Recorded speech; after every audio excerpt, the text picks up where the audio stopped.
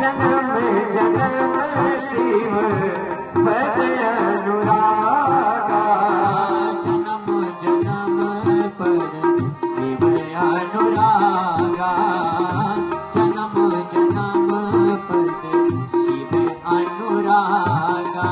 तेहि कारण हिम गिरगृह जाई, तेहि कारण हिम गिरिगृह जाई, तेहि कारण हिम गिरिगृह जाई।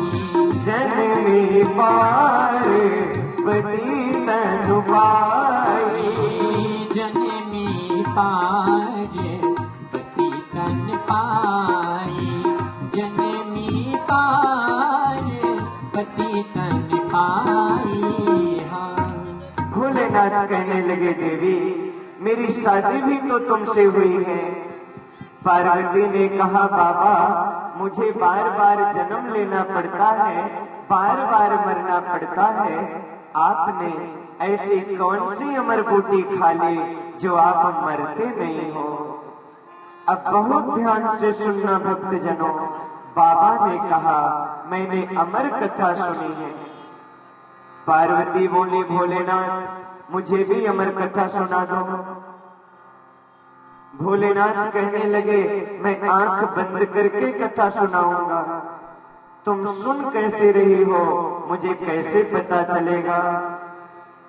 पार्वती जी बोली मैं हुंकार भरूंगी और भोलेनाथ कथा शुरू कर दिए।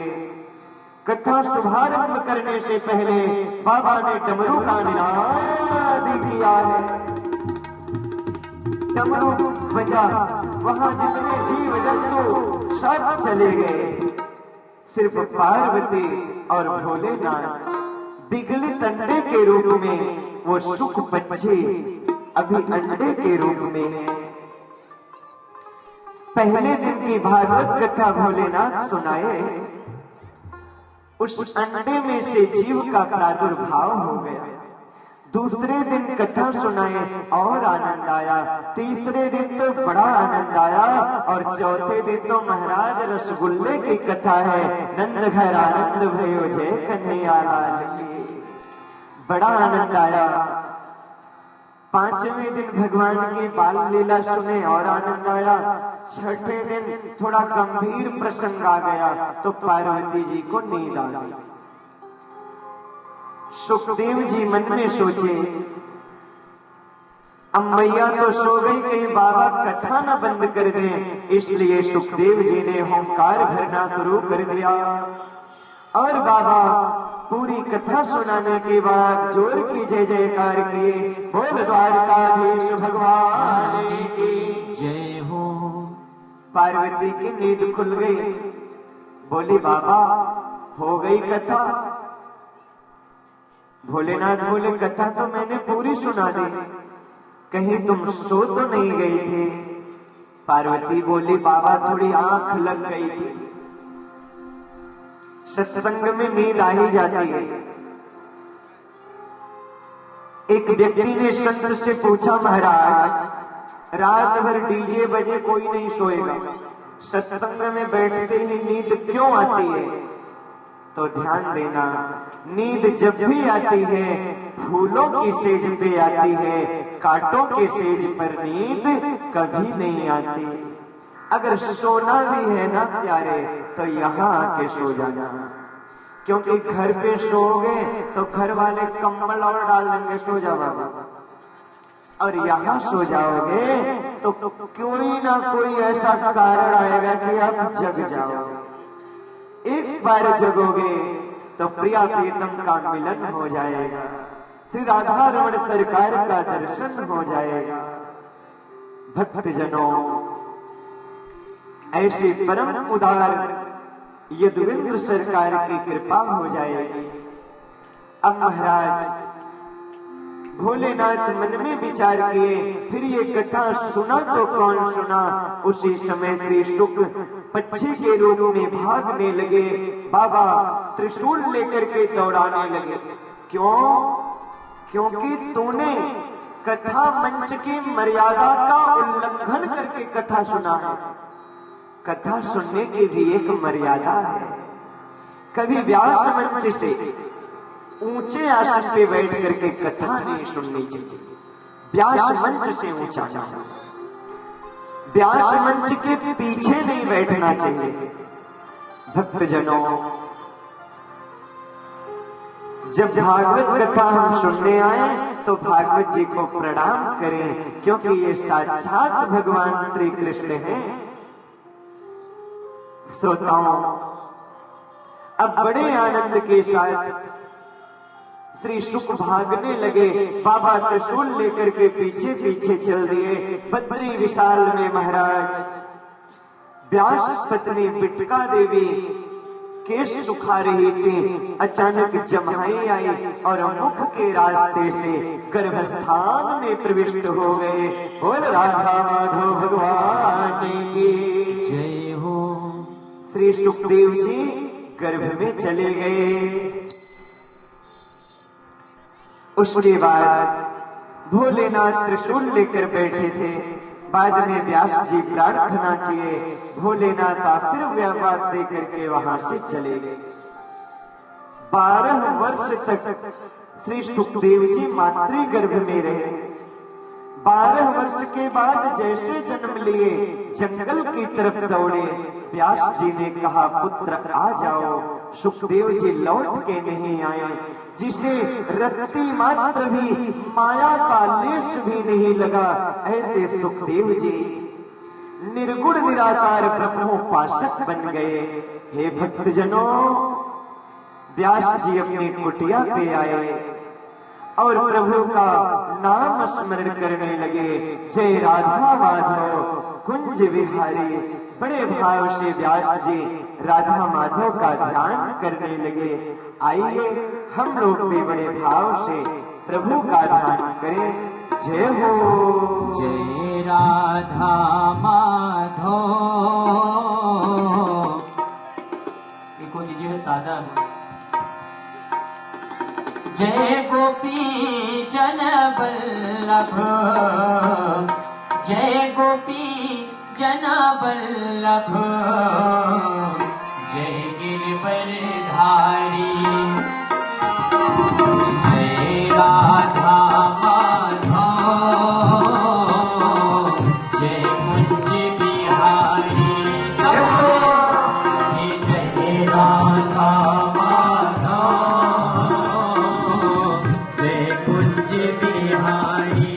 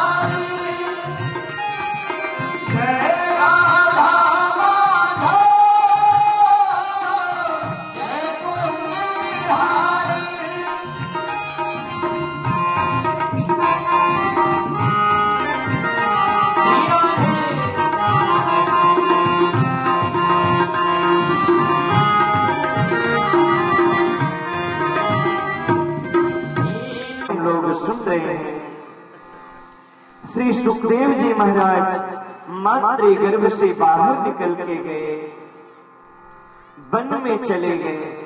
पिता के बुलाने पे आए भी नहीं। व्यास जी अपने कुटिया में बैठे विचार करने लगे। भविष्य दृष्टा थे, चारों तरफ देखे और समझ गए कि घोर कलयुग आने वाला है और कलयुग में व्यक्ति का स्वभाव कैसा होगा। प्राप्ते कलयुगे घोरे नरा पूरा पुण्य विवर्जिता।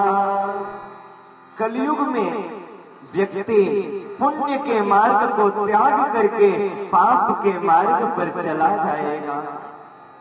दुराचार रता सर्वे, प्रायः लोग दुराचारी हो जाएंगे। पर धव्याभिलाषिणः, दूसरे के द्रव्य का हरण करेंगे। पर स्त्री रमणा, दूसरे की स्त्री पर दृष्टि रखेंगे। ऐसा कलयुग में जीव के अंदर स्वभाव होगा। उस समय मर्यादा खंडित हो जाएगी। भक्तजनों, मैं आपसे निवेदन करूं, त्रेता युग में ही रावण नहीं था, रावण आज भी है।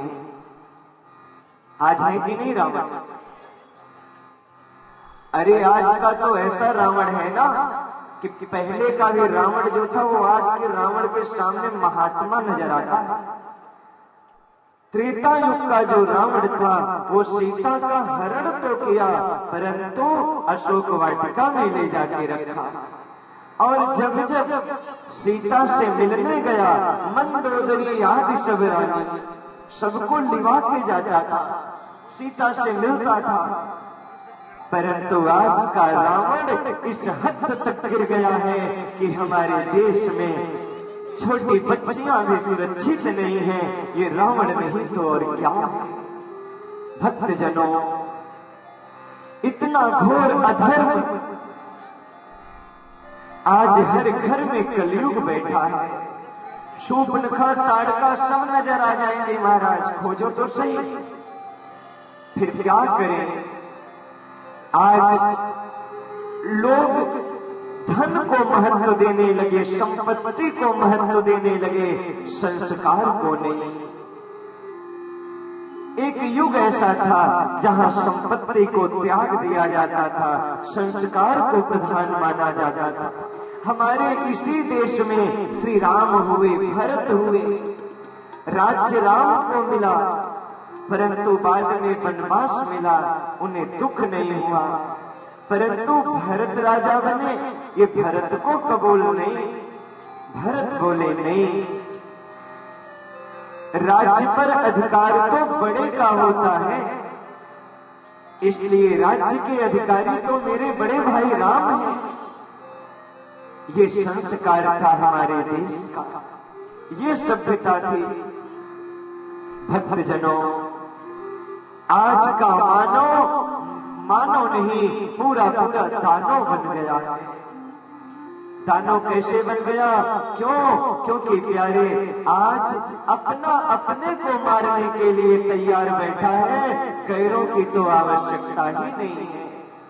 आज भाई भाई को देखना नहीं चाहता, बेटा बाप को देखना नहीं चाहता, बहू सासू को देखना नहीं चाहते, पूरे घर में ही महाभारत चल रहा है। हमें जागना होगा, समझना होगा, और ये सब ज्ञान तभी होगा जब हम सत्संग में आएंगे। अगर एक व्यक्ति के मन में ये परिवर्तन आ जाए कि घर में हम प्रेम से रहेंगे, हम भाईचारा बना के रखेंगे, हम प्रेम बना के रखेंगे। भक्तजनों, एक ताला से सीख लेना, वो टूट जाता है परंतु खुलता है तो उसी चाबी से खुलता है।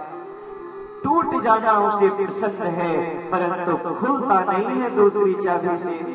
परंतु आज का व्यक्ति अपने परिवार में थोड़ा कुछ खटपट हुई, किसी ने सहयोग किया, उसके समर्थन में हो गए। भक्तजनों, संस्कार को बना के रखो। कुल्हाड़ी में लकड़ी का हत्था न होता तो लकड़ी के कटने का रास्ता न होता। आज अपना अपने को मारने के लिए तैयार बैठा है। इस द्वेष भरी दुनिया में, ईर्ष्यावादी संसार में, जहां लोग आगे तो बढ़ना चाहते हैं, हर व्यक्ति आगे जाना चाहता है, सबकी इच्छा है ना आगे बढ़े, सब बढ़ना चाहते हैं, परंतु कैसे? जो आगे बढ़ रहे हैं उनके पैर को खींच करके आज का व्यक्ति आगे बढ़ना चाहता है, दूसरे को नीचे गिरा करके आज का व्यक्ति आगे बढ़ना चाहता है।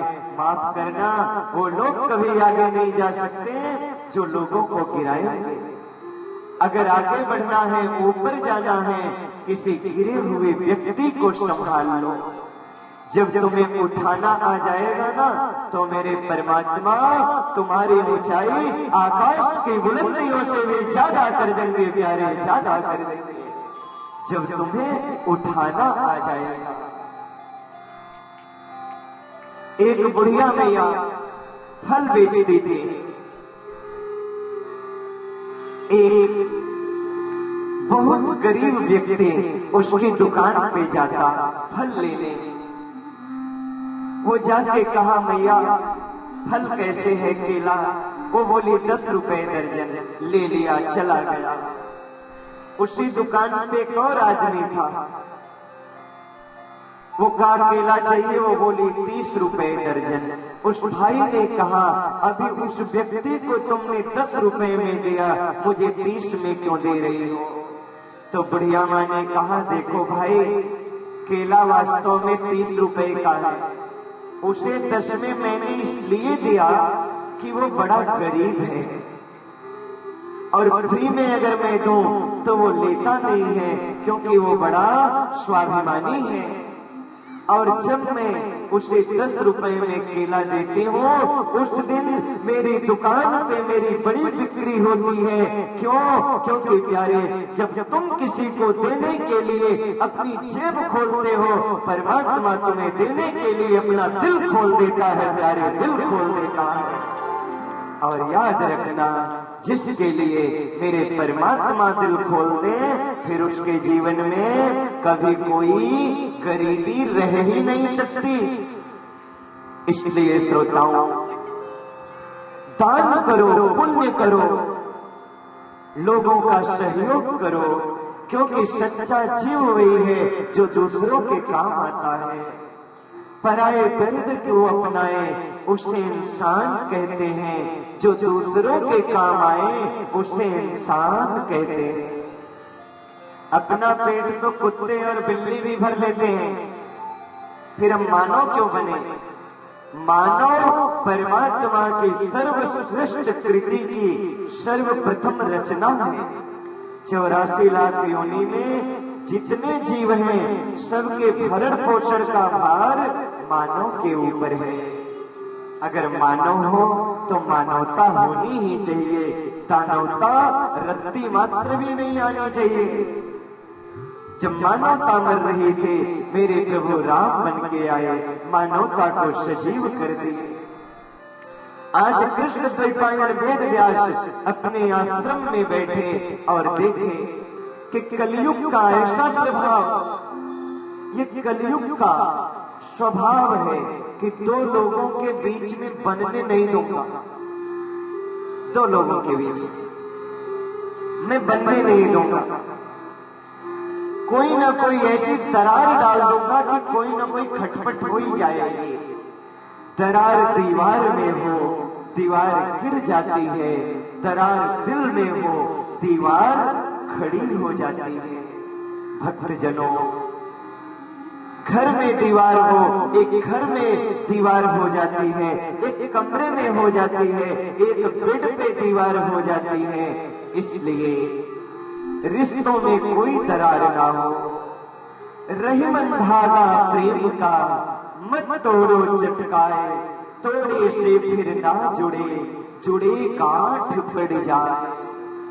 ये प्रेम का धागा है, रिश्तों का धागा है।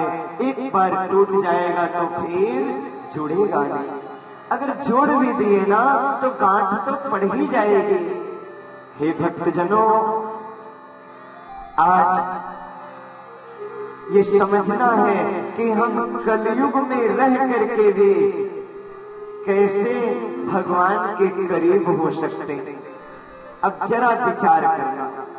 सतयुग था, सब लोग सत्कर्मी थे, परंतु हिरण्यकश्यप और हिरण्याक्ष कलयुग के प्रतिनिधि बन करके जब सतयुग में थे, त्रेता में सब लोग भक्त थे, परंतु रावण कुंभकर्ण जब कलयुग के प्रतिनिधि बन करके त्रेता में थे। द्वापर में सब लोग बड़े अच्छे विचार के थे, परंतु कंस शिशुपाल दुर्योधन कलयुग के प्रतिनिधि बनके जब द्वापर में थे, तो क्या कलयुग में सतयुग त्रेता द्वापर के प्रतिनिधि नहीं बन सकते हैं? बन सकते हैं कि नहीं? हाँ कि ना? 24 घंटे में ये चारों युग बदलते रहते हैं। हमेशा सतयुग आता है, त्रेता आता है, द्वापर आता है, कलयुग आता है। ध्यान से सुनना। सतयुग कई बजे लगता है? प्रातः काल 3 बजे से 9 बजे तक सतयुग लग जाता है। सतयुग में लोग क्या करते थे? ध्यान पूजा करते थे, गुस्सा कोई नहीं करता, सब लोग शांत रहते थे। आप विचार करना, 3 बजे से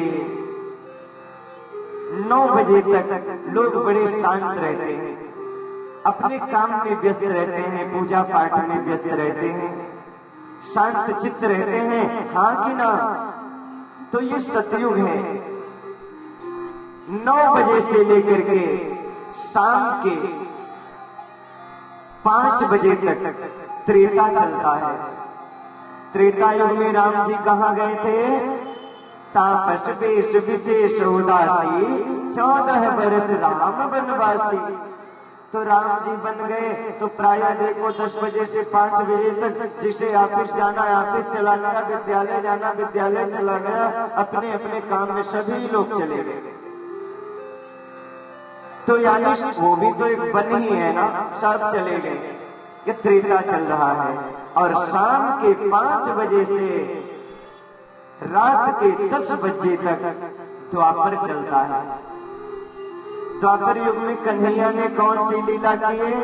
कभी कबड्डी खेल लिए, कभी कंदुक क्रीड़ा खेल लिए, बाल गोपाल की अद्भुत क्रीड़ा। तो सायं काल में लोग मनोरंजन के लिए निकलते हैं, घूमने टहलने निकलेंगे, मनोरंजन करेंगे, टेलीविजन इत्यादि देखेंगे। द्वापर चल रहा है और रात्रि 10 बजे के बाद से पुनः 3 बजे तक महाराज घोर कलयुग चलता है। सब लोग खा खा करके सो जाते हैं, भोगी भोग में निपतित हो जाता है। यही तो कलयुग है। अब सबसे बड़ी बात क्या?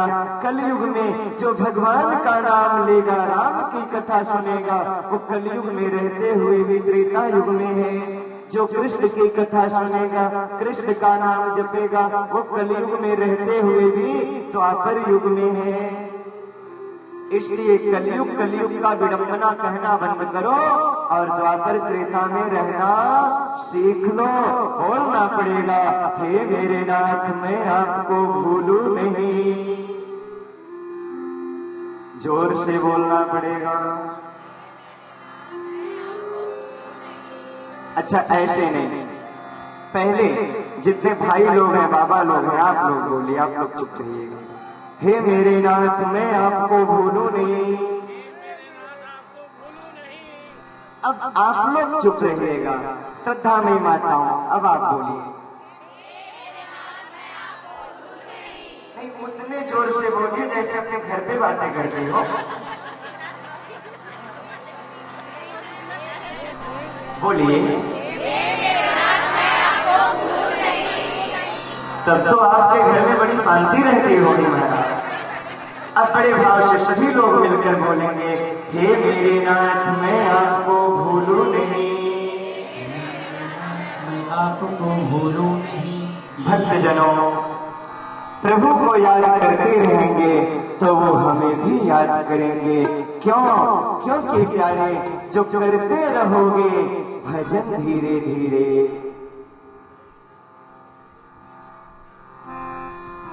ये माइक सेट कर दो।